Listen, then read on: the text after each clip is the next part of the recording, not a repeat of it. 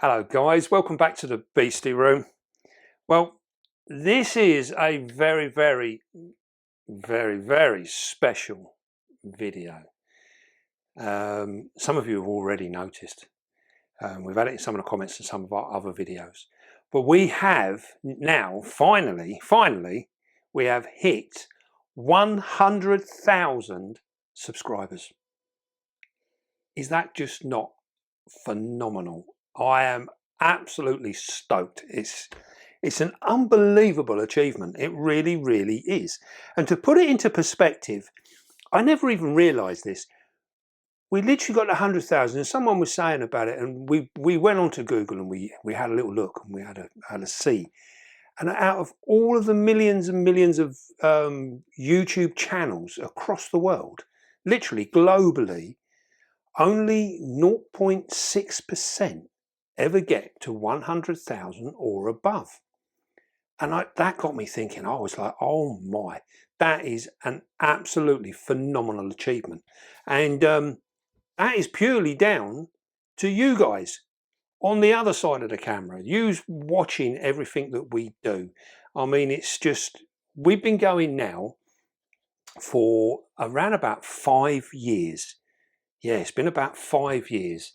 And yeah, what a slog. I mean, we have done so much, things have changed so much. It's a phenomenal thing. Now you think, for those of you who are not aware, when we very first started, we started in the COVID pandemic. And it was like for a lot of people, we got sort of sent home. Although with my work, I can actually work, and I did work all the way through COVID, but they did shut us down for a couple of weeks, and only for 3 weeks, I think it was. And as anyone who knows me will appreciate, that after about 3 days, I can become a bit of a nightmare, because I get really fidgety, you know, and I have to have something to do. Now, back in them days, I had a little bit of a thing on Facebook. I had my own little page, and I used to just put up pictures of my spiders and maybe a little feeding video or something, you know, just 30 seconds, a minute. And some of my friends at work, they were like, you need to get into YouTube. You should have a YouTube channel. And I was like, I don't even really watch YouTube. I don't know anything about it. I used to watch occasionally. I'd watch people like Dark Den, Richard from Tarantula Collective, Tarantula Cat, all these different ones, and some of the smaller ones I used to watch them. But I think that was it. Was it Tom 90 something or other I used to watch? He was one that I used to really quite enjoy. He was an American one, but I didn't really know anything about it. And as many of you know, I am what we can gently class as technically challenged, which basically means I am as thick as you know what when it comes to actual IT geriatric. I am IT geriatric. Yes, thank you, my love. I'm glad you throw that one in there. So yes, my technical advisor, which is in the back of the camera, Hasn't got hardly any. who's got far more than I do. She knows far more than I do. We managed to get by. But that being said, as you would have known from some of our recent videos, we actually we got caught out with the volume. Now, we struggle, and have done for 5 years, on and off with audio. And we're still trying to get to grips with it. We really do struggle with it. And I can appreciate now where people turn around and say, God, Dave, you done that and you made that look so easy. And I sit and think, well, it is quite easy, really. But then that's because I know what I'm doing. When I look at technology and people come back and say, Dave, it's this simple. All you do is adjust this and adjust that and it's sorted. I'm like, yeah, it didn't work like that for me. Yeah. So, you know, we are technically challenged. IT geriatric. I like that.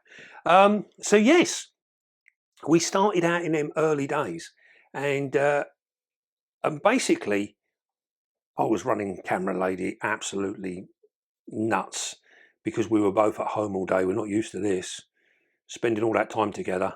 Yeah, I can guess there's probably many of you couples out there that can actually appreciate that.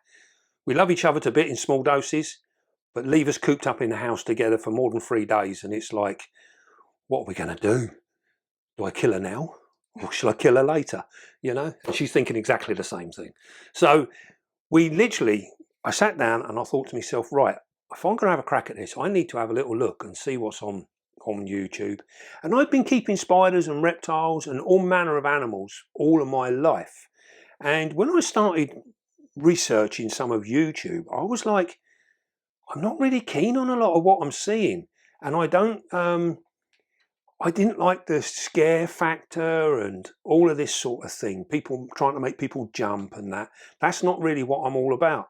And all through my working career, I've always enjoyed involving people. So when we were back in the zoo days, I'd take people in with different animals and we'd do different things. And I really thoroughly enjoyed that. And that was something that I wanted to bring to YouTube. And like I said, I've been playing around with all these spiders for many, many years. And I was always a bit sort of like, they're not the nasty things that the whole of the world appears to be trying to make them out. I didn't want that anymore. So I thought, we will try with this channel. We went for a set purpose of actually trying to change some of the ways people were looking on our spiders and how they were reacting to them and things like that. So that started Dave's Little Beasties. That was how we sort of got off the floor. And then it took a little bit of time because, as you can imagine, when you're new on the scene, no one really knows you. And everyone is very distrustful. No one trusts anything you do. And we found this really, really quickly. And I found it a little bit difficult at first because I was sort of like sat there and I think to myself, I've been doing this for a long, long time. I'm not here to lie to you. Why don't you believe me? You know, it was really quite frustrating. And then it's sort of like I started to get to the gist of how it was all working.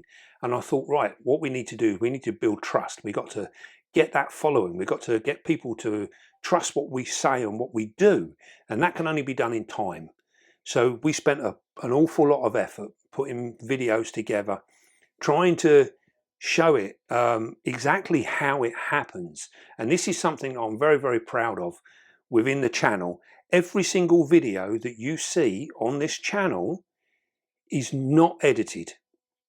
We don't edit the videos on this channel apart from the pairing videos. So if we do a pairing video, I would have edited that just to give you the best clips, because sometimes I will be filming all day long for one pairing. And obviously you don't want to sit watching what I've just had to sit through. So we put together the very, very best bits, the most important bits, and then we make a video out of that. But all of the the feeding videos, we put them because they're all small clips put together. So they're the only videos that we actually edit. All of the rehousing, the unboxing, all the tutorials that we do, none of them are edited. They are literally filmed off the cuff, and we just go ahead and we do what we do. So you get to see it exactly how it happens. Now, it took a long, long time for people to actually fully trust that that was how it was, because we had people from all over the place going, no way did they do that. No way. That was edited, you know? And we were like, well, okay, we'll do it. We did freeze our spiders for a little while. Yes, people actually thought that we chilled our spiders down, we froze them slightly to make them slower. All sorts of excuses to how our spiders would be actually doing what I wanted them to do and behaving the way I wanted them to behave. And so yes, we had all sorts of obstacles in the way.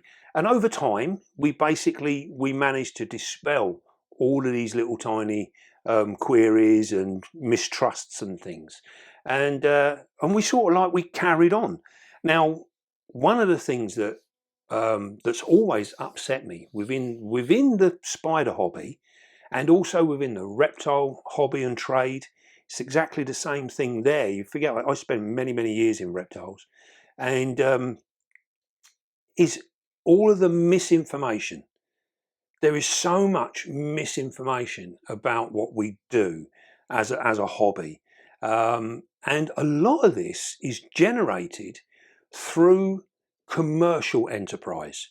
So with the reptile trade, along with the spider hobby, they make you as a beginner They make you think that you must have this and you must have that.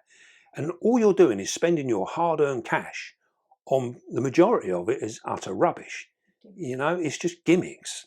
You don't need it at all. And this is one thing that's always upset me. And it just claws away at me, you know, it niles me. So I thought this could be an opportunity for us to share what we do and how we do stuff. So we done foraging videos. We put the first foraging video. Now, before we done that video, it was unheard of, really. If people went out and they turned and said, "Can I use moss from the wild?" No, no, no, you must never do that. You'll kill your spiders. You'll kill your reptiles, you know? Then it was like, yeah, this is utter rubbish. You know, why can't you do that? Why can't you use fallen branches from a live tree out in the woods, bring that home and put that in your enclosure? Why can't you do that? Because what happens is we've said once before, common sense is not very common, it appears, within this hobby. So we have been doing this for, since I was knee-high to a grasshopper. You know, because back then you didn't have all of this stuff. So we used to go out and we used to collect our own stuff and we'd bring it in and we'd make our enclosures and it was lovely, you know. But then the commercial aspect got hold of things and it changed it, and along with the internet and everything else. And it suddenly made it that you can't do this. Even today, we are still seeing people, when they make up an enclosure and they have a bit of moss and some nice branches that they found, there are still people on there going, "Oh my God, are you stupid? You're going to kill your spider." You know, these are people stuck in the dark ages. You know, they've not woken up yet. And we tried to change that. And thankfully, pretty much now, the amount of enclosures that we see go up on Facebook and everything else, all looking absolutely fantastic, realistic little snippets of the wild. You know, plants and bits and pieces, everything going on in there. And it is absolutely fantastic. It warms my heart to see all of this stuff going on in people's enclosures now. So, you know, that has changed. We had silly things like, I can remember when we first put water bowls up high. People were like, "How are they supposed to get to that?" You're like, "Well, it's an arboreal spider. It lives up in the trees. You know, why not put its water bowl up where it's happy?" Because most arboreal spiders won't necessarily go to the floor because that is their unsafe place. So put it up high. Common sense, you know. So now we see a lot of that. We see a lot of people with their enclosures, with their bowls stuck on the bits of cork bark and stuff like that. I think it's just amazing. It's just been an amazing thing. We've tried to change things as well in terms of heating and humidity. You know, these are subjects that are really difficult for a lot of people to actually understand and get to grips with. And also as well, one thing that we've noticed while we're trying to show people the way that we do stuff with that, with regards to heating and humidity, is the fact that everybody's situation is different. Every enclosure is different. So you have to change your ways you do things to suit those different scenarios. And it's you know, people are coming together now. You know, this information is being shared all over the place. And it's really becoming beneficial, which is a fantastic thing. It's an awesome thing to see. And that being said, has always been one of the major problems within any form of animal keeping, and that is the sharing of information. Because an awful lot, it's always been the same way. Even in my zoo career, I can remember it back then. You were scrambling for information. You really want to learn. I was like a sponge. You know, I just wanted to know everything. But trying to dig it out of people, you know, I can remember getting told once, "If you knew as much as I knew, you'd have my job." And I was like, wow, you know, there will come a time where hopefully I will know as much as you do. And hopefully you'll still have your job. But, you know, people were fearful. And even within the hobby, the reptiles, once people learn something, they don't want to share it because then you become as clever as they are, you know. And at the moment, especially within the hobby, not so much nowadays, but in previous years gone by, the more you knew, the more powerful you were as a person within the hobby. You know, people would look up to you and think that you're absolutely wonderful because you know this stuff and you've learnt this stuff. But they weren't prepared to share it. They didn't want to share it. And this is something that I've always been really, really keen to do.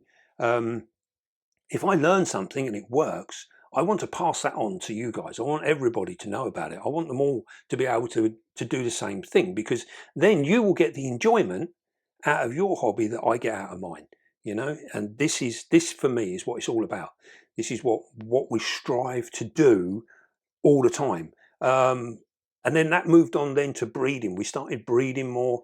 We started doing breeding videos. Some of the comments that we were getting back on our breeding videos, I would be like, wow, it was certain stuff that I used to think was just normal. You know, I just think everybody would probably know that. But then it turned out not everybody did. And it was really quite a challenge to actually sort of take a step back and then look at it and think, wow, actually what I take for granted, people haven't seen or heard of before. So then we started doing narrations on our videos to try and highlight the different things that are happening, different bits of behavior that we see, that could give you an insight into when you're breeding your spiders. All these different things that were coming on and happening, we try and share, we try and document them and share them so that it's, you know, everyone else gets a chance. And we've noticed this in the last, probably, I don't know, it feels like the last 3 years, maybe 4 years, good 3 years, the amount of people now breeding their spiders that weren't breeding them before. You know, we used to go on to like YouTube in the early days and on Facebook, and occasionally you'd see someone, I've got an egg sac. Normally what followed with I've got an egg sac is, what the hell I've got to do with it now? What do we do? You know, I've got this sac. What do I do? And a lot of this was because they hadn't bred them themselves. They'd bought a wild caught female and she promptly laid an egg sac. Oh, we're in a bit of a shock situation now, you know, because when I go back through the literature that's like 50 odd years old, the gods back then were saying you might have 3,000 babies or more, you know. It's all rubbish. It's all real bad information. But it was scaring the life out of people. So now we got people now in the last 3 years, I think breeding has literally skyrocketed. We've got so many more people doing it. Everybody's having a go. And this is what it's all about. This is what we should be doing. We're keeping these beautiful creatures. We need to be breeding them so that we can procure our own captive bred stock to stop us removing stuff from the wild, you know. We will always, no matter what we do, we will always be removing things from the wild. That we are never going to get away from. And it is also an important part of our hobby. You know, we need new specimens, we need new species and all of this. And these things are changing all the time. Every day there'll be brand new species being found, and then they will come into the hobby. So there will always be a portion of wild caught stuff. But what we can do as hobbyists, we can change that and we can slow that pace down so that all the common stuff, all the stuff that we've got in the hobby that's like the regular stuff, we should be breeding so that we don't have to keep taking that from the wild. And then eventually the rare stuff of today in 10 years time will no longer be rare because we will be breeding it ourselves within the hobby. We will be maintaining it, and there will be a new rare thing that we will be collecting and bringing in and doing the same again. So we can look after this hobby and look after ourselves at the same time.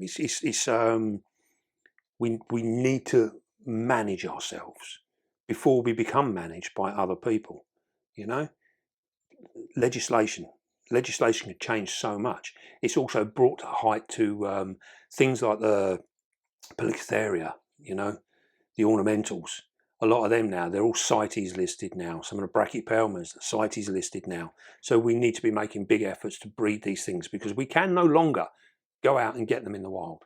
So why we didn't learn this 30 years ago, unbelievable. You know, things have changed. Mentality has changed. We need to be changing along with it. Now, of course, once we started doing that, I think the last 3 years now, we've been doing the shows.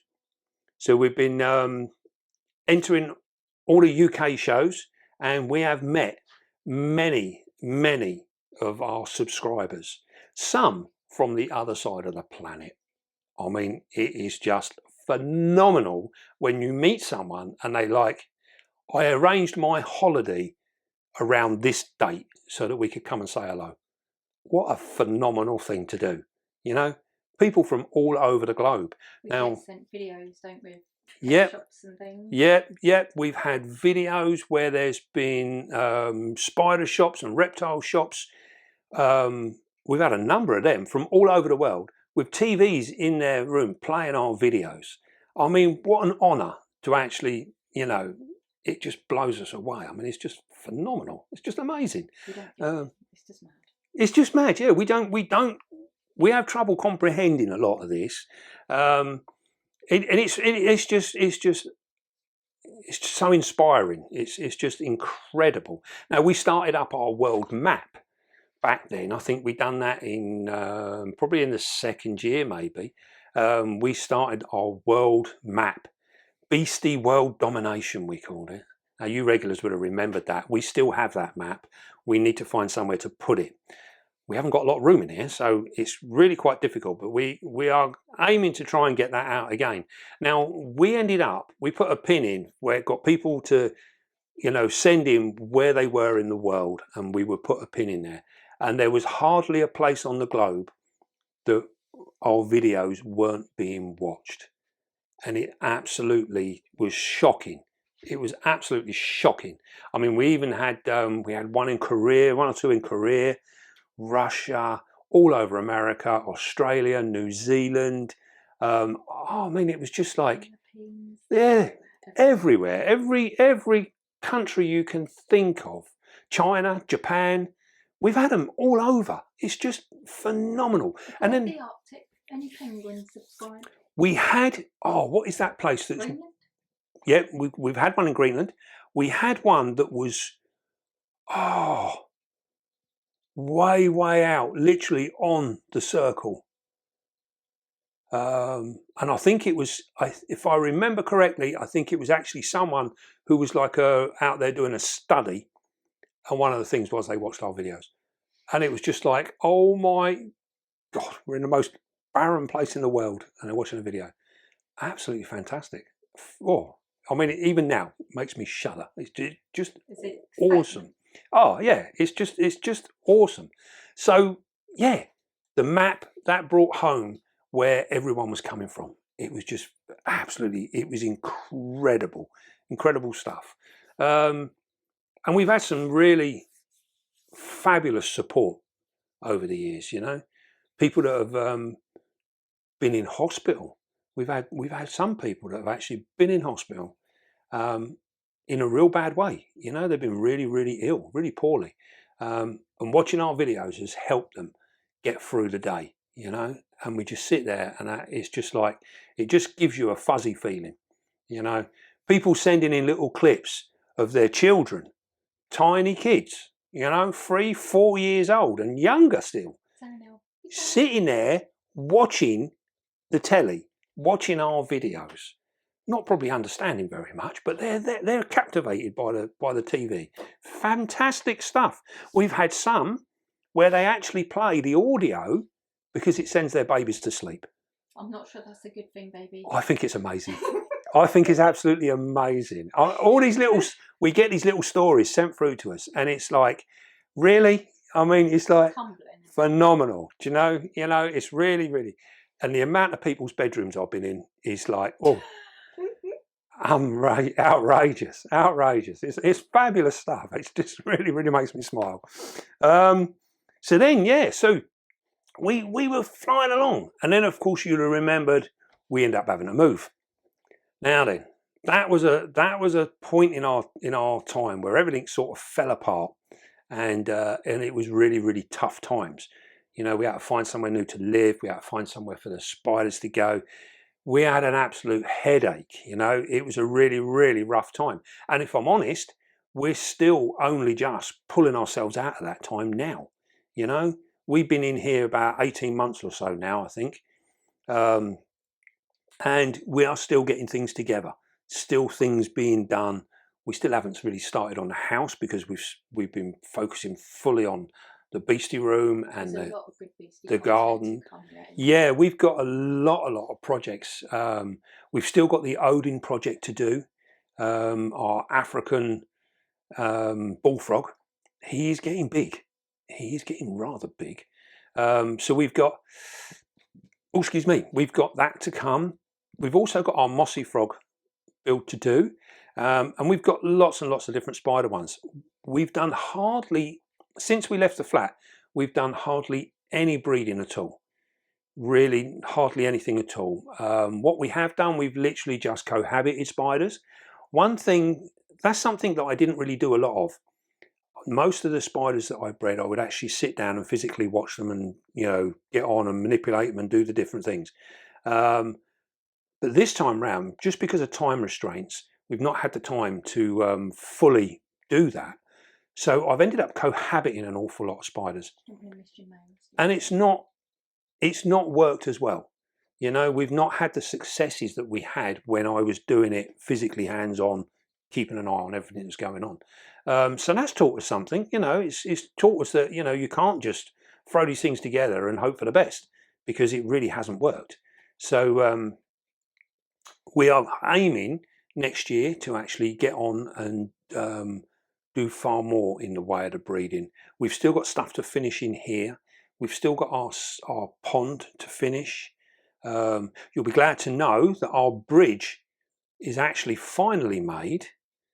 That has been probably one of the biggest bugbears of this whole journey. Big shout out to Dave, you know who you are. Yeah, to Dave Stevens, who built he's a local fabricator, and he made our bridge, because it's all metal. And so he's built that. Now, we got let down 3 or 4 times by different fabricators. All said, yeah, we can do it. And yeah, they go away and you got a drawing? Yeah, I'll bring a drawing. You done anything? Yeah, I'll get it to you. Yeah. Loads and loads of time disappeared. And here we are now. We've finally got the thing made. And it actually only took him 3 weeks from start to finish, from when we very first made the first phone call to the day it was delivered. 3 weeks. Why the hell the rest of them couldn't do that is beyond me. They're not a Dave. They're not a Dave. They're very, very frustrating is what they are. So yes, so we really did get messed about drastically. And unfortunately, it always seems to be that people don't appreciate time. They don't appreciate how much time you have and what you're aiming to do. So yeah, that's now done. So what we got to do now, we got to get Tucker back in to actually do our decking and deck the bridge. And then we've got full access into the beastie room. Now, because we've waited so long for the bridge, we can't actually seal our pond, which is another major headache for me. So, oh, poor Dave. It's very poor Dave. Yes, I have had. I'm just about ready to throw the towel in, because it's like it has driven me mad. We've now got the paint and everything for the pond, but we need it to be fully dry, perfectly dry, and the paint is extremely expensive. So I don't want to risk doing it. So I think we're going to wait until spring, and then we will paint the pond when it is absolutely bone dry. Because it wouldn't matter now, even if I filled it now, it's not going to achieve anything, because the cold weather, nothing happens in the cold. Everything goes dormant. So we're not going to gain anything by having water in it at the moment. So get time back to do stuff. Yeah, it'll give us time to crack on and do some of the other stuff, because we are drastically falling behind. This is one of the beauties of actually working full time and doing this as well. You know, it's very, very time consuming. Silly things. These are another thing, our calendar. When we done the calendars, you know, when we do it, this is the 3rd one we've done on the calendars. And talking of time, when we put the post out, we got inundated to the point where I couldn't keep up with the messages, the different platforms that they were coming in on, and everything else. It just got berserk. And we did have 1 or 2 people that were very, very upset because they didn't get an instant response. And it's a little bit, you know, what can you do? we're doing our best. We are struggling along with very limited time. So we are still sending them out now as we speak, and we've still got requests coming in for them.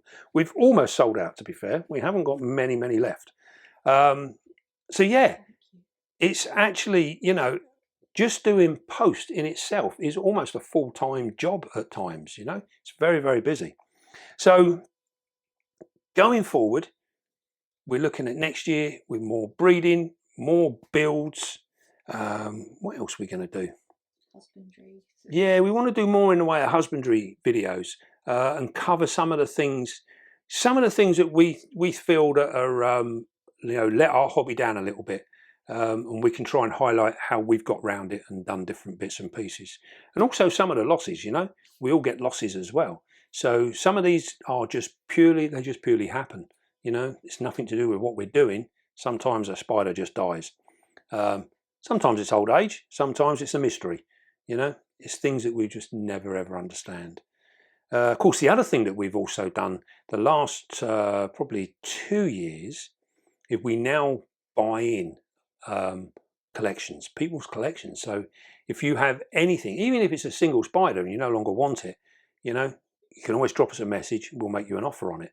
And we do full collections. So people that are getting out of the hobby, you know, we've picked up some collections that are almost as big as our own, you know, and it ends up with a lot of stuff. And this is how we actually end up getting some of the species that we've not had before, and gives us new breeding projects and things like that to carry on with. So there's all sorts of stuff going on that it just never changes. But obviously the big thing is your support. You know, what you guys have actually done by supporting us over the last 5 years. You guys have put us where we are today, and it's something we'll never forget. And I mean, we meet a lot of you at the shows. We speak to a lot of you on chats through Messenger and this sort of stuff. And it's just an absolutely awesome thing. And we can't thank you enough. It really has put us on the map in the spider hobby. So a big shout out and a big thank you to all of you out there that have actually hit that subscribe button. Don't forget, going forward, always hit the like button. You know, we must get people to hit this like button, because that changes the algorithm. That helps us, our videos, get a little bit further out there to reach a few more people. So please hit the like button and leave a comment, you know, anything at all. Just put it down there. We always want to hear what you guys have had to say. But yeah, that is our sort of year, or our 5 years, I should say. And hopefully we can carry on and do a little bit more and cover a few more projects, and we'll see what the new year brings. We're getting very close to Christmas, aren't we? Looking forward to Christmas, Cameron Lady? I am. You are? Yeah. It's very close to Christmas, and then we start our new year. I might get another pair of Crocs. No more Crocs. Right. Crocs. Right then. Well, I hope you enjoyed that little recap. And yeah, going forward, let's hope for many more. And we really appreciate your continued support with the channel. It's absolutely phenomenal. So we just like to say thanks again, guys, and we love you all terribly much. Right then, don't forget, be calm, be gentle, and love your spider. And I'll see you all soon, guys.